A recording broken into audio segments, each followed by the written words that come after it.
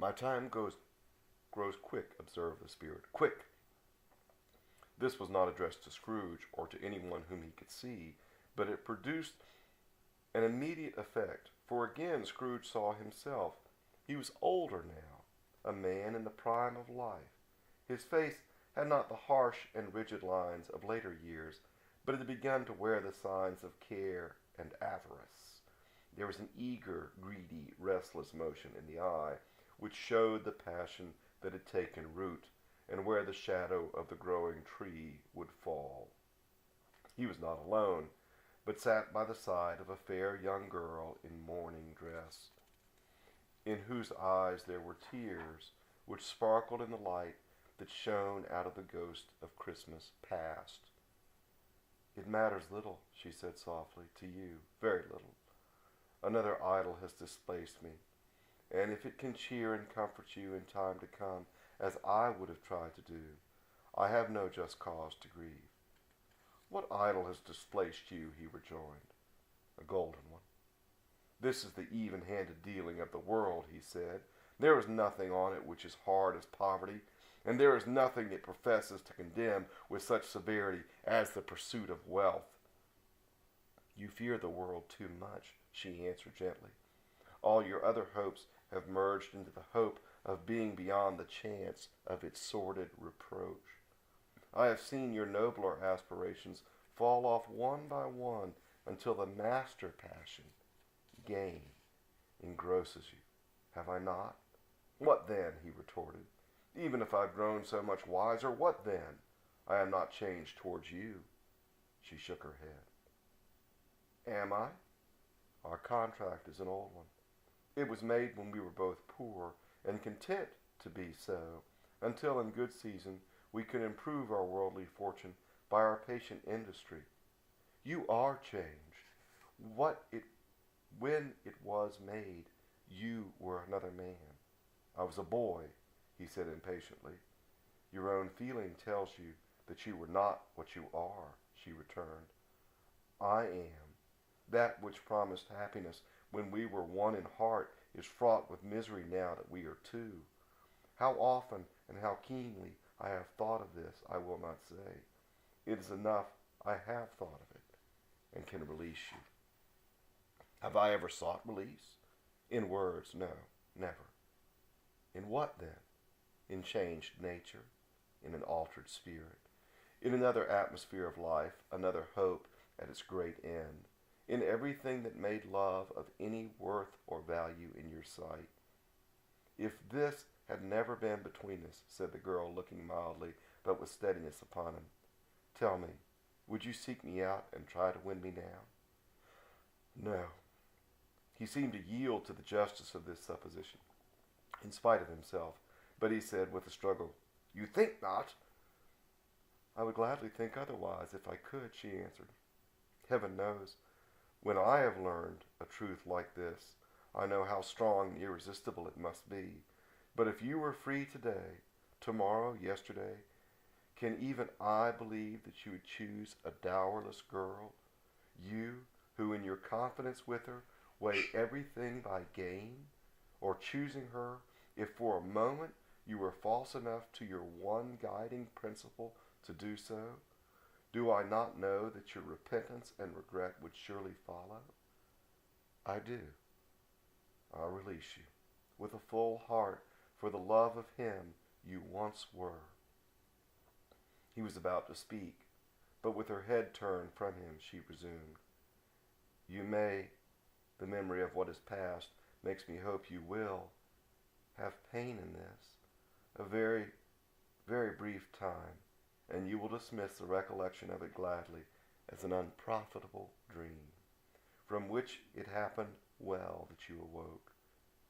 May you be happy in the life you have chosen." She left him, and they parted.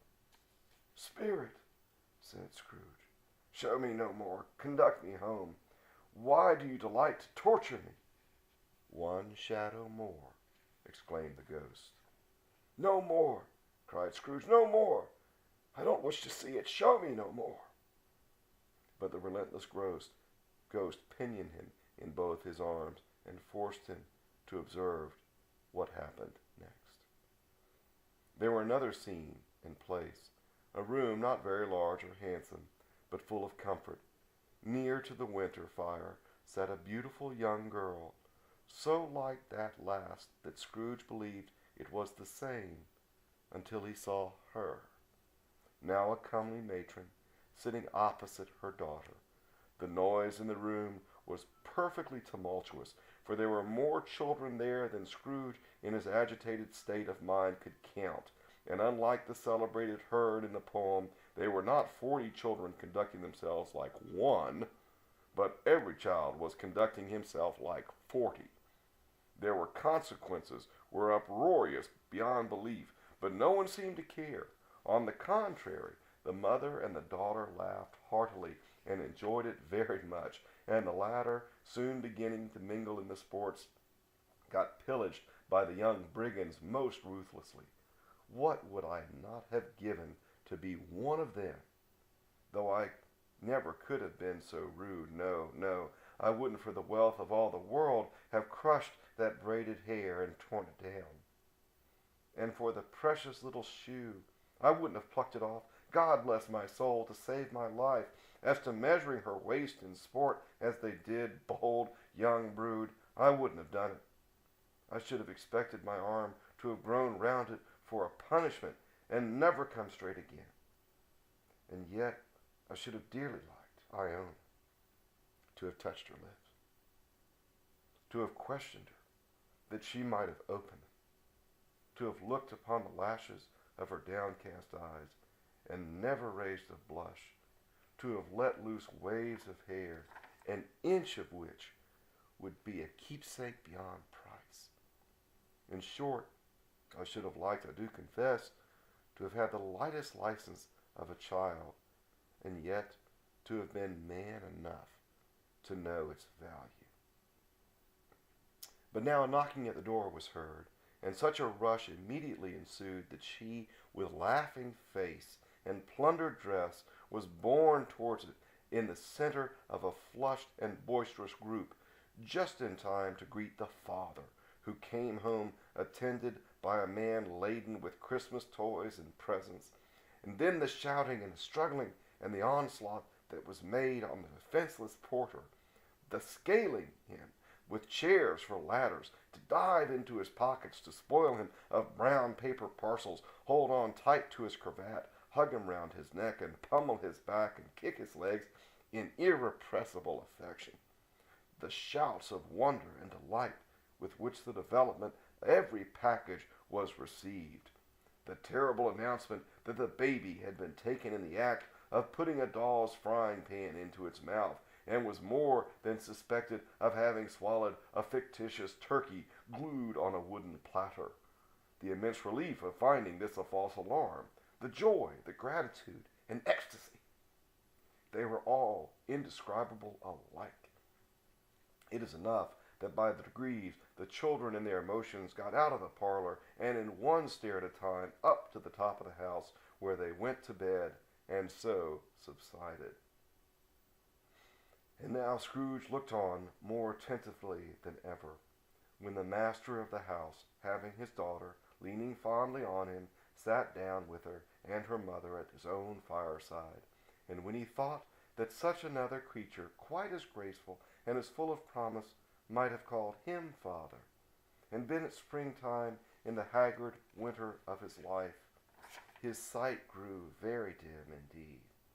"Belle," said the husband, turning to his wife with a smile, "I saw an old friend of yours this afternoon." "Who was it?" "Guess." "How can I? Tut, don't I know?" she added in the same breath, laughing as she laughed. "Mr. Scrooge." Mr. Scrooge it was. I passed his office window, and as it was not shut up and he had a candle inside, I could scarcely help seeing him. His partner lies upon the point of death, I hear, and there he sat alone, quite alone in the world, I do believe.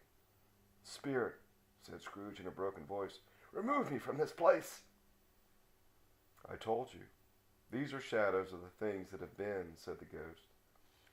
"That they are what they are, do not blame me." "Remove it!" Scrooge exclaimed. "I cannot bear it." He turned upon the ghost, and seeing that it looked upon him with a face which in some strange way there were fragments of all the faces it had shown him, wrestled with it. Leave me! Take me back! Haunt me no longer!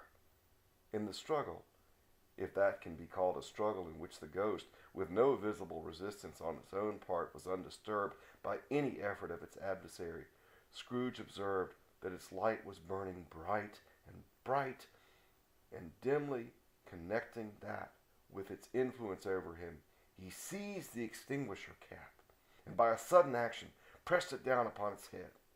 The spirit dropped beneath it, so the extinguisher covered its whole form. But though Scrooge pressed it down with all his force, he could not hide the light which streamed from under it in an unbroken flood upon the ground. He was conscious of being exhausted and overcome by an irresistible drowsiness, and further, of being in his own bedroom. He gave the cap a parting squeeze, in which his hand relaxed, and had barely time to reel to bed before he sank into a heavy sleep.